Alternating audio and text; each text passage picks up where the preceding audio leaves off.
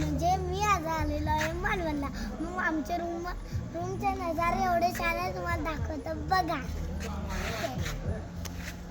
तिकडं पण एक आहे रूम, तिकडं पण आहे रूम. आणि तिथं ते कोकोनट गार्डन लिहिलेलं आहे, ते कोकोनट गार्डन. आम्ही कोकोनट गार्डन बीच हाऊसमध्ये राहतो. मग थोडं इकडे इथं पण एक रूम आहे, ती पण रूम आहे. इकडं पण तीन रूम्स आहे.